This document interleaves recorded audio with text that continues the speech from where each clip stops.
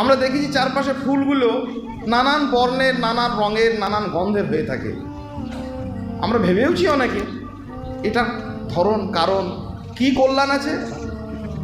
বিশিষ্ট বিজ্ঞানীরা বলেছেন পৃথিবীতে যদি কতগুলো পতঙ্গ, মৌমাছি, প্রজাপতি ইত্যাদি ছোট ছোট এই সমস্ত পতঙ্গগুলো না থাকতো, পৃথিবী একটা বিরাট মরুভূমিতে পরিণত হয়ে যেত। ধান, পাট, নানা রকমের শস্য, বীজ, খাদ্য, ফল, ফুল কিছুই তো হতো না।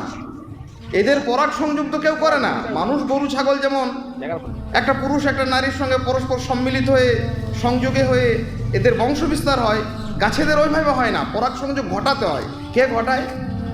কোন দুঃখে যাবে প্রজাপতি, মৌমাছি, অন্যান্য কীটপতঙ্গ? ওই ফুলের সৌন্দর্যে, ওই রঙের টানে, ওই গন্ধের সুবাসে আমোদিত হয়ে তারা ছুটে যায়। সেই জন্য পৃথিবীটা এত সুন্দর।